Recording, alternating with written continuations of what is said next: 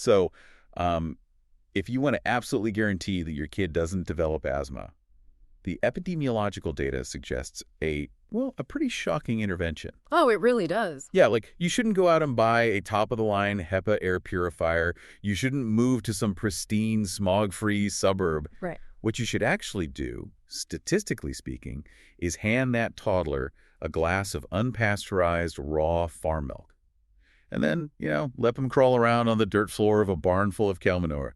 Welcome to the deep dive, everyone. It's just a phenomenal paradox to start with. And, I mean, it completely shatters all the assumptions most of us bring into the clinic. Totally. Because we spent our entire medical training learning how to sanitize things. Right. How to eradicate microbes and filter the air. Exactly. And yet, when we actually look at the global epidemiological data for chronic respiratory diseases, it turns out our modern hermetically sealed, ultra-hygienic environments might be the exact things programming our immune systems to turn against us. It's wild. So today we are immersing ourselves in Chapter 8.3 of the Oxford textbook of Global Public Health. We're looking at two massive, globally significant conditions. Right. Chronic obstructive pulmonary disease, or COPD, and asthma. And if you are a medical student, a junior doctor, or a public health trainee listening to this, consider this your companion to the textbook. We are not just going to list off diagnostic criteria. No, absolutely not. We are going to build your clinical and epidemiological reasoning today. Right. We're mapping the pathway from an environmental hazard to human exposure straight through to the systemic outcome. And to do that effectively, we really need a foundational framework. I think the best way to conceptualize the difference between these two massive drivers of global morbidity is through their temporal and structural nature. Okay, lay it out for us. So COPD is fundamentally a slow narrowing of possibility. It's the end result of decades of cumulative oxidative exposure, and that exposure irreversibly remodels the actual architecture of the lung. Irreversibly. That's the key word there. Yes.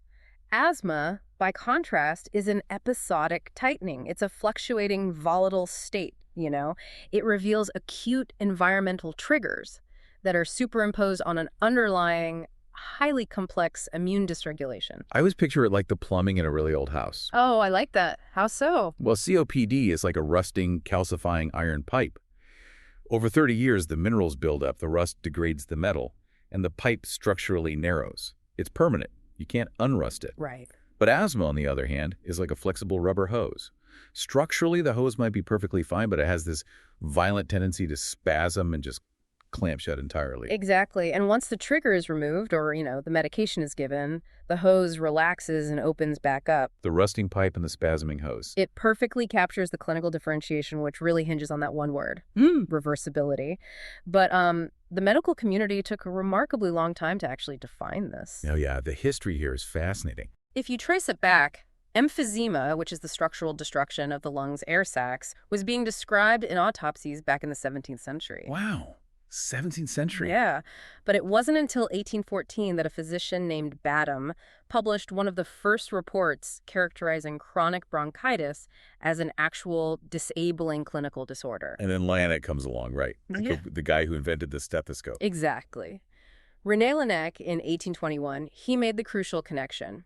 He realized, by listening to the chests of living patients and then examining their lungs post-mortem, that the productive cough of chronic bronchitis and the structural hyperinflation of emphysema were frequently happening in the exact same patient. It's just wild that Laennec saw this in 1821, yet we spent the next century and a half treating them as entirely separate diseases. We really did. You had your blue bloaters with bronchitis and your pink puffers with emphysema. And that siloed thinking persisted until about 1966. That's when Burroughs and his colleagues finally suggested bringing this entire spectrum of chronic bronchitis and emphysema under a single umbrella. The chronic obstructive lung disease umbrella. Right, because the historical definitions were highly disjointed. Chronic bronchitis was defined purely by clinical symptoms. Specifically, a patient reporting a chronic productive cough for at least 3 consecutive months in 2 consecutive years. Very specific. Very.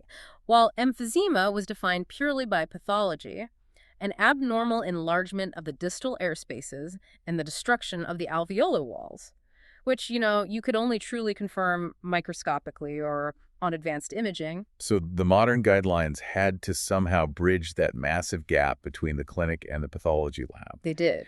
If you look at the current global initiative for chronic obstructive lung disease, the GOLAT guidelines or the ACER statements, they don't focus as heavily on the cough anymore, do they? No, they focus on the mechanism now. The modern definition centers on the abnormal inflammatory response of the lungs to noxious particles or gases. Got it. That chronic inflammation results in airflow limitation that is progressive and, crucially, not fully reversible. Which brings us back to the flexible spasming hose. Asthma. The Global Initiative for Asthma, or GNER, defines it as a heterogeneous chronic inflammatory disorder driven by airway hyperresponsiveness. Yes. That hypertwitchiness of the airway leads to those classic recurrent episodes of wheezing, breathlessness, and chest tightness. But the absolute discriminator here is that the airflow obstruction is widespread, variable, and reversible. Reversibility is the clinical dividing line, but how we actually measure that line creates massive friction between the clinician treating the individual and the epidemiologist surveying the population. Oh, this is where it gets messy. Very messy. In the clinic, a junior doctor uses spirometry. You have the patient blow forcefully into a tube. Right. We look at the FEV1, the forced expiratory volume in that first explosive second of exhaling, and we divide it by the FVC, the total volume of air they can force out. The GOLD criteria mandate that if a patient's post-bronchodilator FEV1 FVC ratio is less than 0.70 or 70%, they have COPD. Okay, let me stop you right there because this fixed 0.70 ratio drives me crazy when we start talking about global public health. I had a feeling you'd bring this up. I mean, if I'm looking at an 80-year-old man, the natural physiological aging process means his lungs have lost elastic recoil, right? The lung tissue just gets a bit floppy with age, even if he's never smoked a day in his life. Yes, exactly. So that loss of elasticity alone can drop his FEV1 FVC ratio to like 0.68. If we rigidly apply the 0.70 threshold across an entire epidemiological survey, aren't we massively overdiagnosing healthy elderly people with COPD? You are pointing out a very real diagnostic artifact. The use of a fixed age-independent ratio has been fiercely debated for exactly that reason. In older adults, physiological aging leads to a loss of elastic recoil, pulling the ratio down and risking massive overdiagnosis. Right. And conversely, you have the 40-year-old heavy smoker who has legitimate pathological inflammatory obstruction. But because they are young and their baseline lung capacity is huge, their ratio might sit at 0.72. So the fixed threshold entirely misses them. It entirely misses them. This is the danger of applying clinical screening tools as blunt instruments for population-level surveillance. So why do epidemiologists still use it? I mean, why not just ask people in a survey, hey, has a doctor ever told you that you have COPD? Because self-reporting is vastly more flawed than the fixed ratio. If you rely on patient questionnaires, you just capture the biases of the healthcare system. Ah, right. Many people, particularly women, younger individuals, or those who just don't fit the classic old male smoker stereotype, are simply never offered a spirometry test by their general practitioner. They have the disease, but they don't have the diagnosis. Exactly. So to get accurate public health data, epidemiologists absolutely must put spirometers in the field. But here is the logistical nightmare. Oh, boy. To truly differentiate COPD from asthma in a field survey of, say, 10,000 people, you can't just have them blow into the tube once. Right, because if they blow a 0.65, you don't know if that's a rusted pipe or a spasming hose. You have to prove reversibility. Precisely. You have to administer a short-acting bronchodilator medication like salbutamol, make the participant wait 15 to 20 minutes, and then test them all over again. That sounds incredibly time-consuming for a massive survey. It is, but if their FEV1 improves by more than 12% and 200 milliliters, the hose has relaxed. It's reversible. It's asthma. If it stays locked below 0.70, it's COPD. But historically, they didn't do this, did they? No. Many massive population studies historically didn't have the time or money to do this two-step post-bronchodilator testing. They just took baseline measurements. So they just counted everyone who blew under 0.70 on the first try. Yes. And the result was a colossal overestimation of COPD prevalence globally because millions of undiagnosed asthmatics were lumped into the COPD bucket. This neatly highlights why clinical reality is so much messier than our textbooks.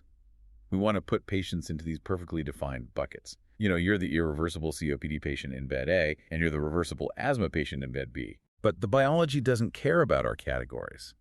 There are patients whose disease profile lives right on the border between the two. We call it the overlap syndrome, and it really forces us to rethink the fundamental architecture of these diseases.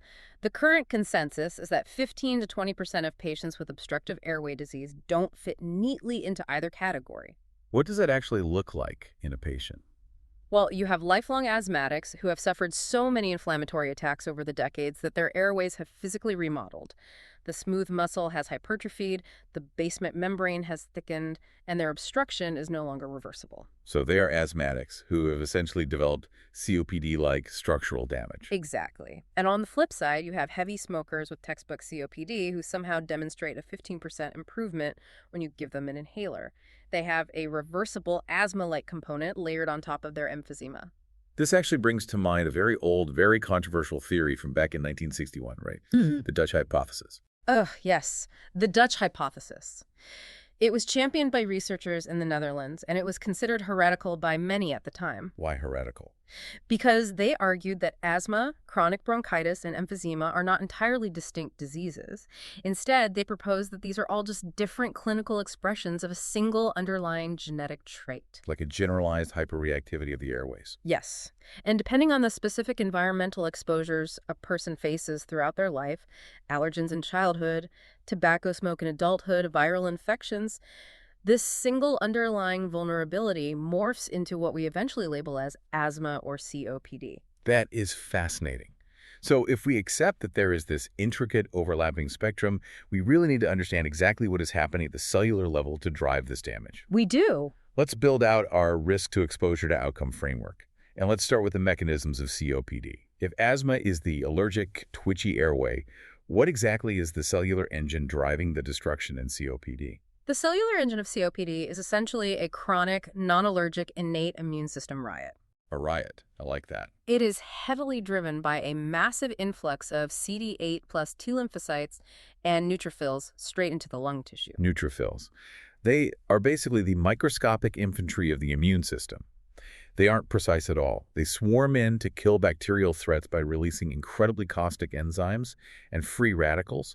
But in doing so, they cause catastrophic collateral damage to the surrounding healthy tissue. And that collateral damage is the literal mechanism of emphysema. When a person inhales cigarette smoke or, toxic biomass fuel smoke, they are inhaling an astronomical load of highly reactive free radicals. Right. This creates an immediate state of severe oxidative stress in the lung. The normal reduction-oxidation balance is completely shattered. This oxidant overdose directly injures the epithelial cells lining the airways. And those injured cells scream for help. Yes, by releasing chemoattractants, which summon the neutrophil. And when the neutrophils arrive, they release proteases, right? These are enzymes that are designed to break down proteins. Yes, specifically neutrophil elastase. And this brings us to the core structural degradation of COPD, the protease-antiprotease imbalance. Walk us through that balance. Well, your lungs rely on a structural protein called elastin to maintain the springy elastic recoil of the alveolar air sacs. Neutrophil elastase actively digests elastin. Oh, wow. But under normal, healthy conditions, your liver produces a protective protein called alpha-1 antitrypsin, or AAT. AAT is an antiprotease. It travels to the lungs and acts as a sacrificial shield, binding to and neutralizing the neutrophil elastase before it can eat the lung tissue. So AAT is basically the biochemical armor protecting the lung from its own immune system. Precisely. But the oxidant overdose from cigarette smoke does two disastrous things simultaneously. Okay. First, it recruits massive swarms of elastase-secreting neutrophils, which completely overwhelms the local supply of AT. Second, the free radicals in the smoke actually oxidize and permanently deactivate the AAT molecules that are present. The shield is destroyed. The shield is gone. The elastase is allowed to run rampant, chewing through the elastin in the alveolar walls. The microscopic air sacs rupture and fuse together into large, floppy, useless spaces. And that, fundamentally, is emphysema. And to make it concrete for our medical students listening, this exact mechanism is why we see severe early-onset emphysema in patients with a genetic alpha-1 antitrypsin deficiency. Exactly. That tiny fraction of the population, less than 1% of all COPD cases, who are born with a genetic mutation that prevents them from producing AAT. Without that shield, their lungs essentially digest themselves by age 40, even if they have never smoked a single cigarette. It's tragic. But that 1% genetic anomaly perfectly proves the rule for the other 99%. That is an excellent synthesis. And while the proteases are destroying the alveoli, the exact same inflammatory cascade is irritating the goblet cells in the larger airways, causing them to hypersecrete thick, viscous mucus. This is chronic bronchitis part. Right. The cilia, those tiny hairs meant to sweep mucus up and out of the lungs, are paralyzed by the smoke toxicity, so the mucus just pools in the narrowed airways, creating that chronic productive cough. The alveoli are destroyed, the airways are plugged, and the possibility of breath slowly narrows. And this cellular level war zone translates into an absolute macroeconomic and public health catastrophe. We are talking about millions of premature deaths globally every single year. Millions. But what's really shocking is how recently we actually mapped the true scale of this. For decades, global public health essentially flew blind regarding COPD, didn't they? It is a staggering oversight, honestly. Until around 2001, there were only about 30 high-quality prevalence surveys of COPD published globally. 30. For the whole world. Right. We simply did not know the true burden of the disease outside of a few Western countries. That ignorance was finally shattered by massive standardized surveillance efforts like the Boldy Initiative, the Burden of Obstructive Lung Disease, and the Platino study down in Latin America. Let's talk about the logistics of BOLD, because it wasn't just handing out questionnaires. They put standardized barometers in the field across 12 different countries, ensuring every single technician used the exact same calibration and pre- and post-bronchodilator protocols. The standardization was vital because it proved that the massive international variations they found were real, not just artifacts of different testing methods. Right. What do they find? Using identical protocols, Boldy revealed that the prevalence of moderate or worse COPD in men was roughly 8.5% in Reykjavik, Iceland. But in Cape Town, South Africa, it was a staggering 22.2%. Wow. And the Platino study found similar vast disparities, 7.8% prevalence in Mexico City, but nearly 20% in Montevideo, Uruguay. And here is where the epidemiological reasoning kicks in. If you are a junior doctor looking at that data, your first thought is, well, obviously the people in Cape Town and Montevideo just smoke way more cigarettes, or, their populations are much older. Right, that's the obvious assumption. But the researchers controlled for that, didn't they? They did. And age and smoking rates alone simply could not mathematically explain these massive international variations. There are other profound risk factors and genetic vulnerabilities at play depending on the region. Interesting. Furthermore, these studies exposed a rapidly changing demographic landscape. Historically, medical textbooks framed COPD as a man's disease, the retired coal miner or the elderly male who smoked 2 packs a day since he was a teenager. But the contemporary data shows female mortality is catching up at terrifying speed. And in some projections, female deaths from COPD will actually exceed male deaths. If the biology of the lung hasn't changed, why is this happening? You are looking at a classic epidemiological lag. The COPD mortality statistics we see today are a dark mirror reflecting the social and behavioral changes of 30 to 40 years ago. The tobacco marketing. Exactly. In the mid to late 20th century, targeted tobacco marketing and shifting social norms led to a massive increase in smoking rates among women, and crucially, women began taking up the habit at much younger ages. Right. Because COPD takes decades of cumulative damage to manifest, that historical surge in female smoking is only now crashing onto the shores of our healthcare system. And what infuriates me is how the healthcare system responds to these women when they finally show up in the clinic. The data shows a massive systemic bias. It really does. If a 60-year-old man with a history of smoking walks into a GP's office complaining of a chronic cough and shortness of breath, the doctor immediately orders spirometry to check for COPD. Standard protocol. But if a 60-year-old woman with the exact same smoking history and the exact same symptoms walks in, she is statistically far more likely to be diagnosed with asthma or anxiety or simply told she is out of shape. The general practitioner's diagnostic algorithm is completely blinded by an outdated stereotype. It is a profound clinical failure. Women are systematically underdiagnosed and undertreated for COPD precisely because clinicians fail to recognize the shifting epidemiology. All right, let's look at the primary exposure driving this. Tobacco is obviously the undisputed heavyweight. The WHO estimates it causes 73% of all COPD mortality in high-income countries. But there's a fascinating concept in the Oxford chapter that complicates the narrative: the susceptible smoker. Yes. Because the truth is, not everyone who smokes heavily gets COPD. This is a vital nuance. Yeah. If you take a cohort of Caucasian, chronic, heavy cigarette smokers, only about 10 to 20% of them will actually develop clinically symptomatic COPD. Wait, only 10 to 20%. That's right. Now, every smoker sustains some damage. A healthy, non-smoking adult will naturally lose about 30 milliliters of FEV1 capacity every year as they age. An average heavy smoker might lose 30 to 45 milliliters a year. Okay? But the susceptible smoker, that vulnerable 10 to 20%, experiences an accelerated catastrophic decline of 80 to 100 milliliters of lung function every single year. So put yourself in the clinic. You have two patients in the waiting room. Both are 55 years old. Both have smoked a pack a day since they were 15. Patient A has completely clear lungs and normal spirometry. Patient B is struggling to breathe, their FEV1 is in the gutter, and they are practically ready for home oxygen. Right. The environmental exposure is identical, the hazard is identical. The only variable left is their genetic blueprint. Exactly. And that clinical discrepancy drove massive genome-wide association studies, or GWAS, to find the genetic trigger. Aside from the rare alpha-1 antitrypsin mutation we discussed earlier, the most robust genetic signal for COPD risk came from variants on chromosome 15. Specifically in the nicotinic acetylcholine receptor genes, right? ChRNA3 and ChRNA5. Yes. Now, this is where the causality gets incredibly murky. Yeah. Because those specific genes, the nicotinic receptors, are the exact same genes that govern nicotine addiction in the brain. So the million-dollar question is, do these genetic variants directly code for weaker, more easily destroyed lung tissue? Or do they simply make the brain fiercely, helplessly addicted to nicotine, meaning the patient subconsciously inhales deeper, holds the smoke longer, and smokes more cigarettes per day, which then accelerates the lung destruction? It is one of the most elegant debates in respiratory genetics today. Is the genetic risk structural, or is it behavioral? Where does the field stand on that? The current consensus leans heavily toward the behavioral pathway. The genes dictate the severity of the addiction, and the addiction dictates the severity of the inflammatory exposure. It beautifully illustrates how a genetic vulnerability requires an environmental hazard to manifest as a disease. Speaking of environmental hazards, we need to address the most glaring blind spot in Western respiratory medicine.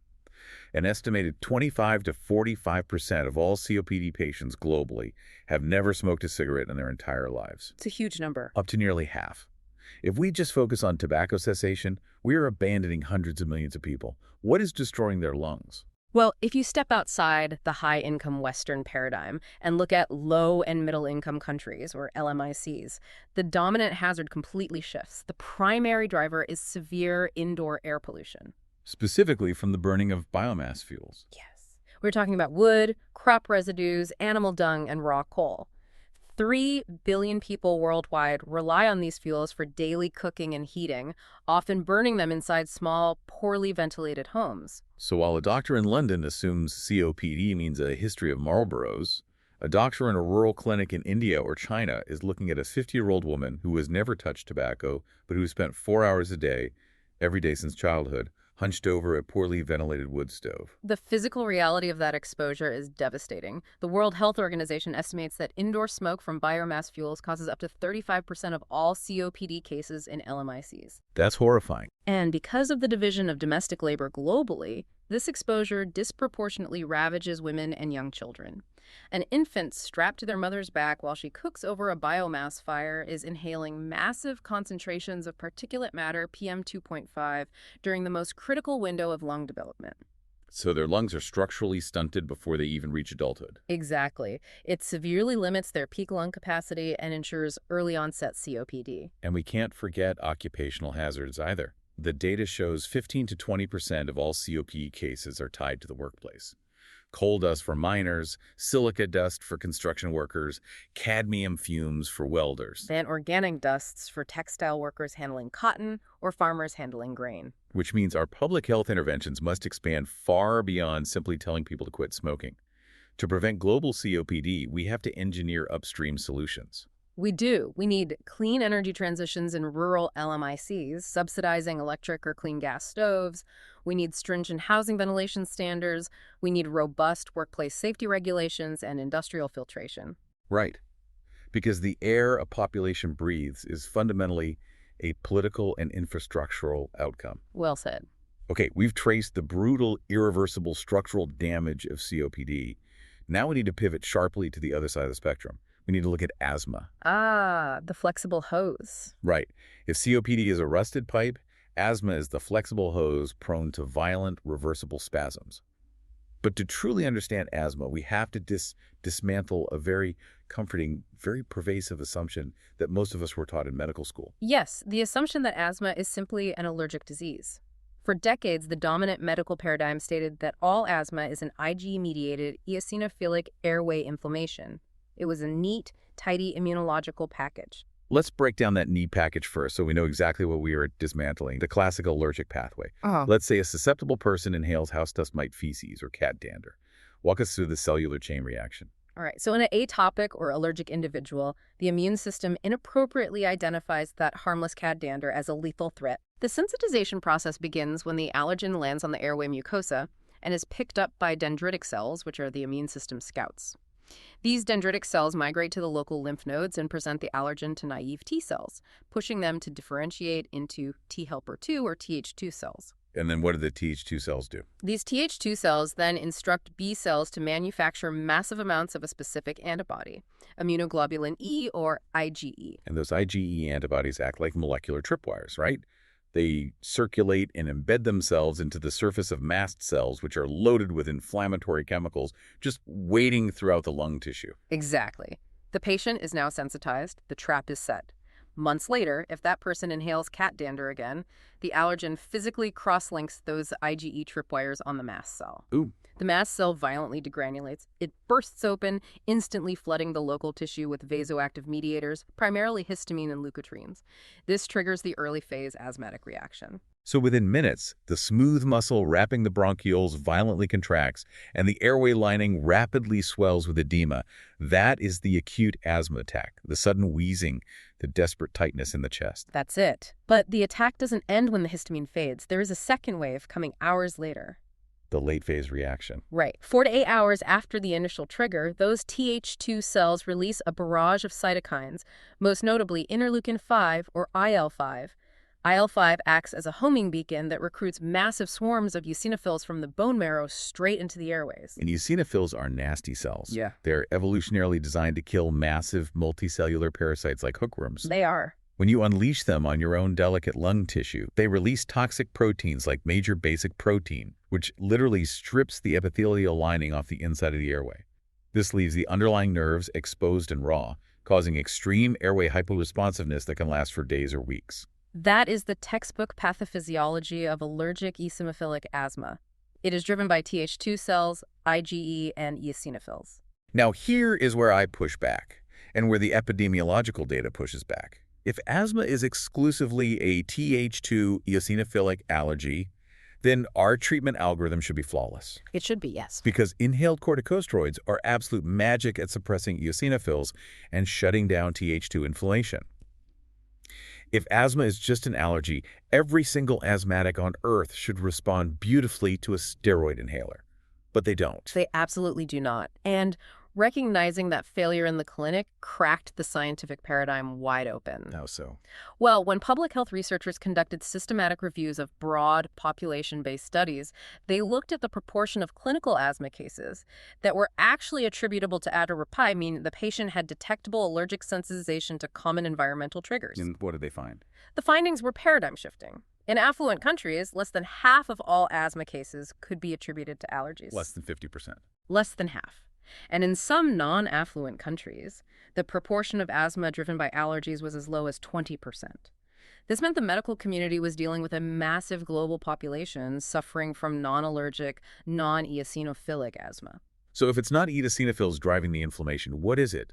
What are we seeing when we look at the sputum of these non-allergic patients? We see a profoundly different cellular landscape. Instead of eosinophils, we frequently find a massive predominance of neutrophils. Our old friends from COPD. Exactly. Yes. This suggests that neutrophilic asthma is driven by the innate immune system, likely involving toll-like receptors reacting to environmental irritants, bacterial colonization, or metabolic stress, entirely bypassing the allergic IgE pathway. That makes sense. Furthermore, in some patients, we don't find elevated levels of eosinophils or neutrophils. We call this paucigranulocytic asthma. Paucity meaning a lack of.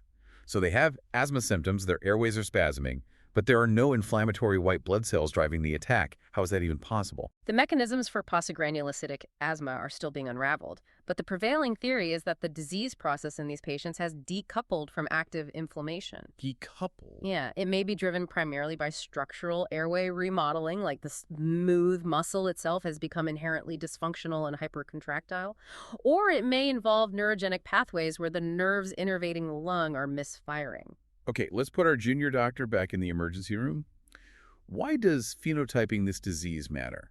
If a patient is wheezing and their oxygen is dropping, who cares what specific white blood cell is in their lungs? It matters immensely because of therapeutic resistance. If that junior doctor blindly assumes every wheezing patient has allergic eosinophilic asthma, they will immediately prescribe high-dose systemic or inhaled corticosteroids. Standard guideline therapy. Right. But patients with neutrophilic or postgranulocytic asthma often demonstrate a profound resistance to corticosteroid therapy. The steroids simply do not work on that specific inflammatory pathway. Oh, man. So the doctor will just keep increasing the dose. Yes. The junior doctor will keep increasing the steroid dose, exposing the patient to severe side effects, osteoporosis, immunosuppression, weight gain, without ever controlling the asthma. And clinically, these non-eosinophilic phenotypes are heavily associated with other specific risk factors.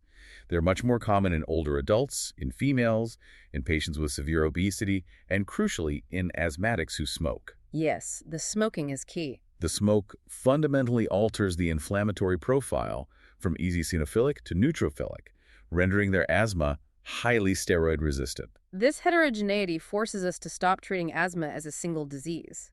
Yeah. It is an umbrella term for multiple distinct pathophysiological syndromes that just happen to share the symptom of reversible airway obstruction. If the underlying biology of asthma is this fractured, and if less than half of it is even driven by local allergens, how on earth do we explain its global distribution?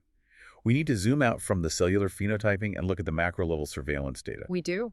Let's look at the time trends. Is there an asthma epidemic, or are we just imagining it? The epidemic was entirely real. For a long time, public health officials suspected that asthma rates had begun surging in the years following World War II, but concrete, standardized historical data was pretty scarce. Where did we finally get the proof? One of the most illuminating proofs came from the Finnish conscript study. In Finland, every young man is subject to mandatory military medical examinations.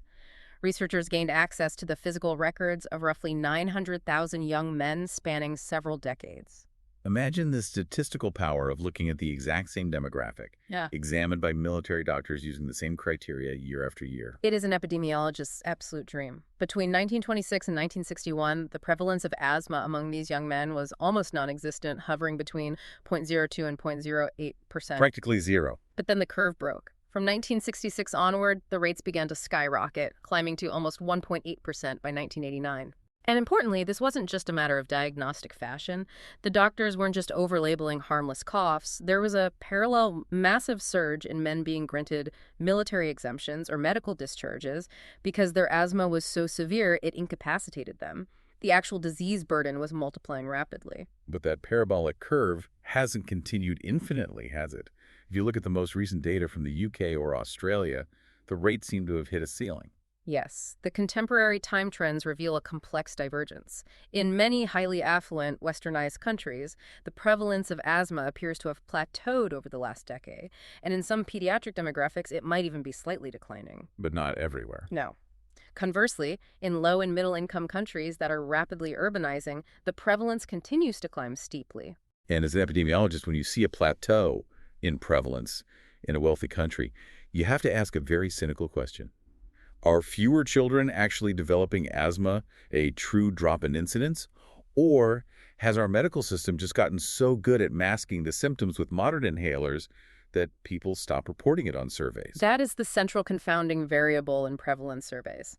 Better pharmacological management suppresses the symptoms, which drops the apparent prevalence, even if the underlying immunological incidence hasn't changed at all. So how do we figure out what's really going on? To untangle these trends and map the true global burden, the public health community launched two of the most ambitious epidemiological projects in history: the European Community Respiratory Health Survey, or ECRHS for adults, and the International Study of Asthma and Allergies in Childhood, or ISIC. I was poring over the Isaac data before we recorded. Yeah. And if you approach it with the assumption that modern industrial pollution causes asthma, the data makes absolutely no sense. It is full of bizarre geographical paradoxes. The paradoxes are what make the data so valuable. Both ECRHS and Isaac revealed striking international variations that entirely defied conventional public health wisdom. Give us an example. First, they found an exceptionally high prevalence of reported asthma symptoms concentrated in English-speaking countries, the UK, New Zealand, Australia, the US, and Canada. Interesting. Secondly, they found massive prevalence rates across Latin American centers. In fact, many Latin American nations reported significantly higher symptom prevalence than Spain, directly contradicting the long-held assumption that higher national affluence always equals higher asthma rates. But the paradoxes get even sharper when you look at specific, closely related regions. Take southern China. Oh, yes, the Pearl River Delta. Right. In affluent, highly developed Hong Kong, the 12-month prevalence of wheeze in children was 12.4%. But just up the Pearl River Delta in Guangzhou, a city that shares a nearly identical ethnic background, language, and culture, but was historically less affluent and choked with intense industrial smog, the prevalence was only 3.4%. It's a huge difference. If I'm leading that study in the 1990s, I'm looking at those numbers and assuming my field researchers in Guangzhou calibrated their instruments wrong. Exactly. It completely broke the working theories of the time. What the Isaac and ECRHS studies achieved was a massive data-driven falsification of our core assumptions. It proved it wasn't the smog. They proved unequivocally that outdoor air pollution cannot be the primary driver of the global asthma epidemic. If industrial smog caused new-onset asthma, the highest rates on Earth would be in the heavily polluted manufacturing hubs of Eastern Europe and China. But they weren't. Instead, those heavily polluted regions historically reported vastly lower asthma rates than countries blessed with some of the cleanest, most pristine air on the planet, like New Zealand and Australia. So if it's not the smog, let's rapidly interrogate the other traditional risk factors and see if any of them explain this global map.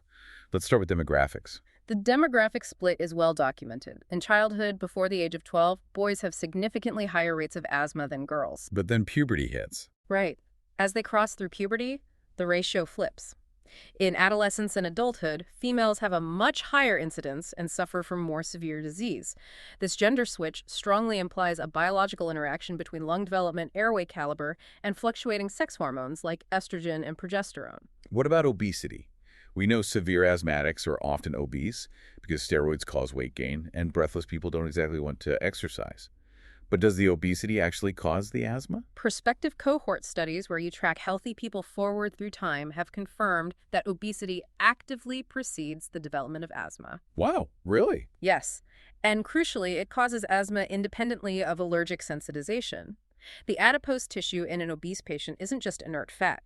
It is highly active endocrine tissue, constantly pumping systemic inflammatory cytokines into the bloodstream, which then irritate the airways. That's a systemic inflammatory engine. Exactly. Furthermore, the sheer mechanical weight of chest wall fat alters the physiology of breathing, promoting airway closure. Makes total sense. And diet. There is a clear epidemiological signal regarding the transition from traditional to westernized diets. Diets rich in fresh fish, antioxidants, and vegetables like the Mediterranean diet are protective. And the Western diet. Conversely, diets heavy in highly processed foods, trans fats, and massive sodium loads correlate tightly with increased airway reactivity. There is also an ongoing, though still debated, hypothesis regarding systemic vitamin D deficiency, given that modern populations spend so much less time outdoors synthesizing it from sunlight. What about pharmaceuticals? I noticed a very specific call-out in the textbook chapter regarding paracetamol. Yes, paracetamol, known as acetaminophen in North America, presents a fascinating mechanism. Multiple birth cohort studies have shown that frequent use of paracetamol during late pregnancy and frequent use by the child in early life is associated with a dose-dependent increase in the risk of new-onset asthma. A dose-dependent increase. How does that work? The underlying mechanism is biochemical. Paracetamol metabolism in the liver actively depletes the body's stores of glutathione. And glutathione is important. Glutathione is the master antioxidant in the lungs. When you deplete it, you leave the airway epithelium highly vulnerable to oxidative injury, which tips the local immune system toward a Th2 inflammatory response. That's a profound connection to a drug most people consider completely benign. Yeah. Okay, let's pivot to a major environmental hazard. secondhand tobacco smoke. The data on secondhand smoke or environmental tobacco smoke is unequivocal. In children who already have asthma, exposure to household smoke dramatically increases the severity of the disease and the frequency of hospitalizations. We would expect. But more importantly, comprehensive meta-analyses now indicate that exposure to maternal smoking in utero and household smoke in infancy actively causes the development of new-onset asthma. It causes it. Yes, it permanently alters lung development and immune trajectory. So from a public health standpoint, eliminating pediatric exposure to tobacco smoke remains a paramount, modifiable intervention. But then we crash into what I call the allergen paradox. For 30 years, public health messaging told parents that house dust mites were the enemy. We told them to rip out the plush carpets, buy hypoallergenic mattress covers, and wash all the bedding in scalding water to prevent their children from developing asthma. And this is where we must separate clinical triggers from epidemiological causes. Yes, explain the difference. It is absolutely true that if a child already has allergic asthma, plunging them into a bed full of house dust mites will trigger a severe acute exacerbation. The allergen triggers the attack. Right. But does living in a house full of dust mites actually cause a healthy infant's immune system to break and develop the disease in the first place? The population-level epidemiology says no. The Australian data on this is incredible. It is the perfect natural experiment. Australia is a massive continent with extreme climatic variations. The coastal cities, like Sydney, are highly humid, an absolute paradise for house dust mites. Dust mites love humidity. They do. The indoor mite loads in those homes are astronomical. Conversely, the deep inland, arid regions like the mining town of Broken Hill are bone dry. House dust mites physically cannot survive there. The allergen load is essentially zero. Okay, so massive exposure in Sydney, zero exposure in Broken Hill. Yet, when researchers surveyed the children across these vastly different ecosystems, the overall prevalence of asthma was virtually identical. That is mind-blowing. A massive exposure to dust mites in Sydney did not generate more asthmatics than the zero-exposure environment in the outback. House dust mites failed to be proven as a primary driving cause of new-onset asthma. So if industrial pollution doesn't explain the surge, if dust mites don't explain the surge, public health researchers in the late 1980s found themselves staring at a massive, synchronized global epidemic of immune dysfunction with no obvious culprit. They were completely stuck. So they had to completely invert their perspective. Instead of asking, what new toxic hazard in our modern environment is causing this disease, they asked, what ancient biological protector have we accidentally stripped away from our modern environment? And that inverted perspective gave birth to the most fascinating and powerful framework in modern allergy research, the hygiene hypothesis. Where did it start? It was first articulated by a researcher named David Strachan in 1989. He made a very simple, highly counterintuitive epidemiological observation regarding British children. What did he see? He noted that children who grew up in large families with multiple older siblings living in overcrowded and relatively unhygienic conditions were somehow massively protected against developing hay fever, eczema, and asthma later in life. It violates everything we did in the 20th century. We spent 100 years chlorinating water, developing vaccines, prescribing antibiotics, and sanitizing our homes to save children from infectious diseases. And it worked beautifully for infectious diseases. Infant mortality plummeted. But in doing so, did we accidentally leave the developing immune system without a sparring partner? That is the exact conceptual leap. The hygiene hypothesis posited that early life exposure to diverse, non-infectious microorganisms and even certain mild viral or parasitic infections like hepatitis A or hookworm somehow calibrates the infant immune system. That's good. Basically. Other studies quickly supported this, showing that children who attended large, crowded daycare centers in the first 6 months of life, or infants exposed to high levels of bacterial endotoxins and household dust, had significantly lower rates of atopy. I want to use an analogy here to explain the mechanism, because I think it's brilliant. Imagine the infant immune system is essentially a highly aggressive, genetically engineered guard dog.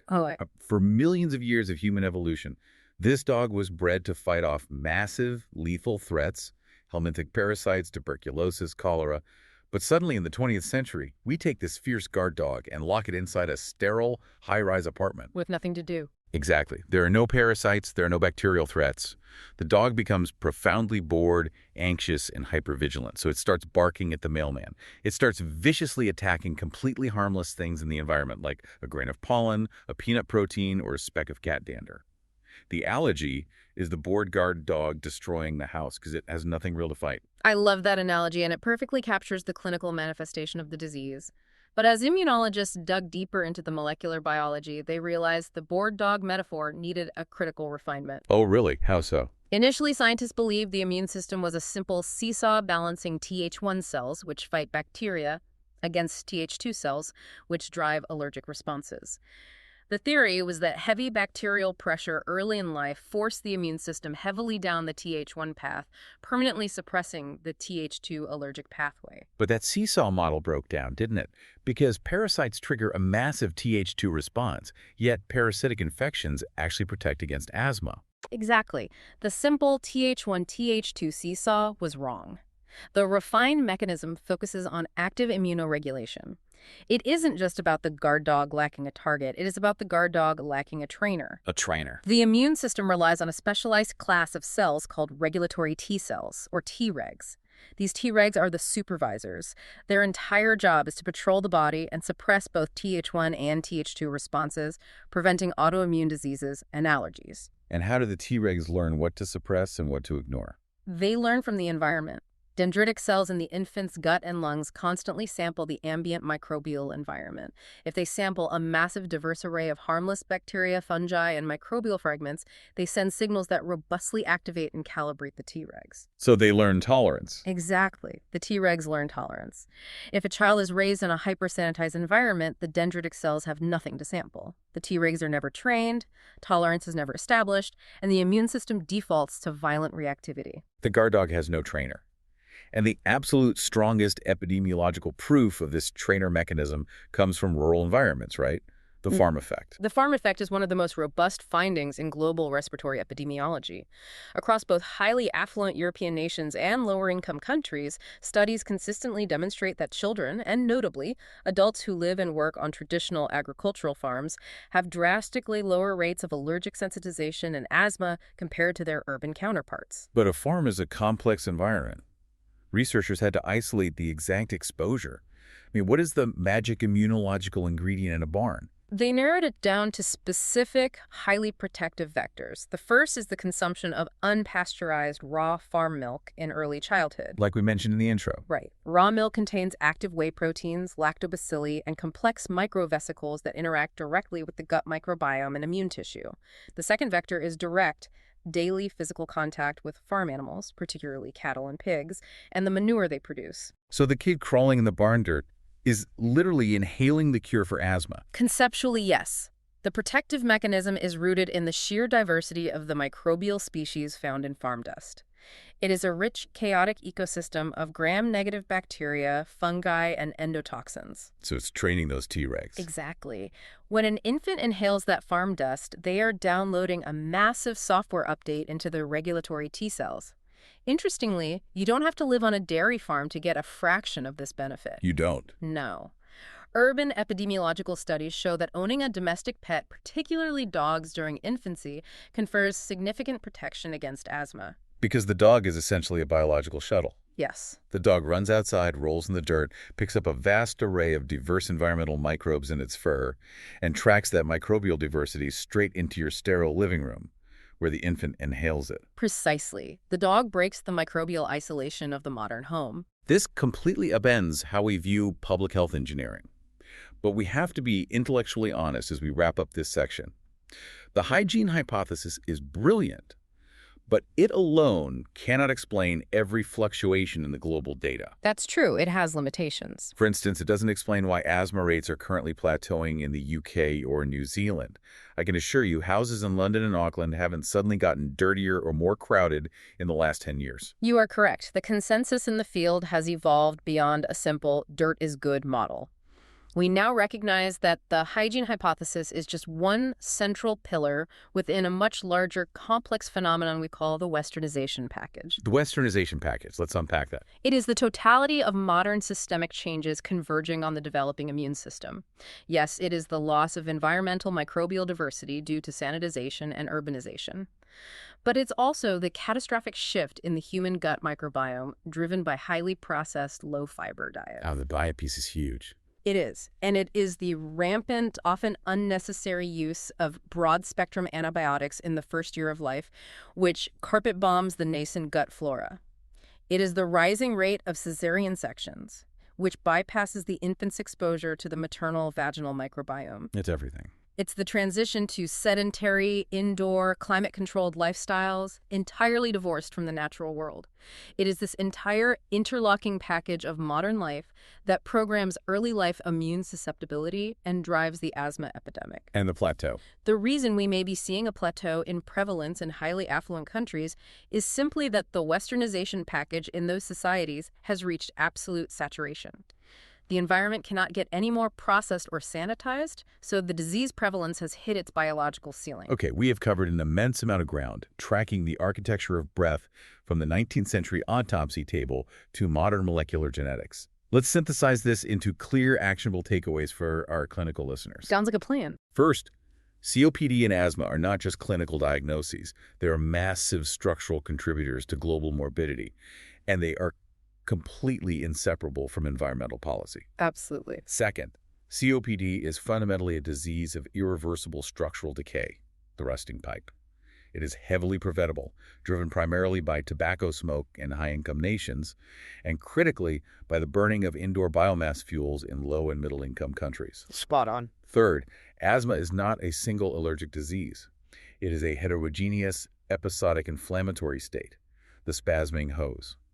It has multiple phenotypes, including non-eosinophilic variants that will dangerously resist your standard steroid protocols. Very important for the junior doctors listening. And finally, the global epidemiological map of asthma completely shatters simple assumptions about industrial smog and dust mites. The data points overwhelmingly toward early life immune programming, the failure of regulatory T cells, and the catastrophic loss of protective microbial diversity in our westernized environments. That is a perfect synthesis of the deep dive. And that leads me to a final provocative thought for you, the listener, to consider as you close Chapter 8.3 today. We've established that the westernization package, our obsession with sterilization, our processed foods, our perfectly isolated architectural environments, is exactly what primed the immune systems of millions of children to trigger the global asthma epidemic. Right. So what happens to human lung health as we push that paradigm even further? As we respond to climate change by engineering even more synthetic, perfectly climate-controlled, hermetically sealed, HEPA-filtered indoor environments for the future? It's a scary thought. Are we engineering our immune systems into a corner? Will public health officials in the year 2050... Now, to ensure these complex frameworks are firmly consolidated for your clinical exams and epidemiological reasoning, let's execute a rapid recall test. Let's do it. I will ask 5 single best answer style questions based directly on the material we just analyzed. I'll pause briefly to allow you to lock in your answer and then provide the correct clinical response. Ready? Go for it. Question 1. What is the primary spirometric criterion strictly mandated by the GOLD guidelines to define the presence of COPD in a clinical setting? Answer. A post-bronchodilator FEV1 FVC ratio of less than 0.70. And remember the epidemiological caveat. This fixed ratio risks overdiagnosing the elderly due to natural loss of elastic recoil. Question 2. True or false? Asthma is exclusively an Ig-mediated eosinophilic inflammatory disease driven by atopy. False. Less than half of global asthma cases are attributable to atopy. Non-eosinophilic, neutrophilic, and postgranulocytic phenotypes are highly prevalent, especially in adults, and often demonstrate severe resistance to inhaled corticosteroids. Question 3. While tobacco is the dominant hazard in Western nations, what specific environmental exposure is estimated to cause up to 35% of all COPD cases in low and middle income countries? Answer. Indoor air pollution resulting from the burning of biomass fuels such as wood, animal dung, and crop residues used for heating and domestic cooking in poorly ventilated homes. Question 4. According to massive international surveillance studies like ISAC, which specific geographic and cultural regions consistently report the highest prevalence of childhood asthma symptoms, entirely defying the assumption that industrial smog drives the disease? Answer. English-speaking countries including the UK, New Zealand, and Australia, and centers across Latin America. Question 5. Which specific early life environmental exposure has been consistently identified in global epidemiological studies as highly protective against the development of atopy and allergic asthma, forming the strongest evidence for the hygiene hypothesis? Answer. Growing up on a traditional agricultural farm, specifically involving direct exposure to animal contact, the inhalation of high microbial diversity in farm dust, and the consumption of unpasteurized farm milk. Perfect. To review these concepts in depth, to study the exact cellular pathways of the protease-antiprotease imbalance, and to examine the data tables from the Bold and Isaac studies, please revisit Chapter 8.3 of the Oxford Textbook of Global Public Health. Pay special attention to the sections detailing clinical phenotyping and the complex mechanisms of the hygiene hypothesis.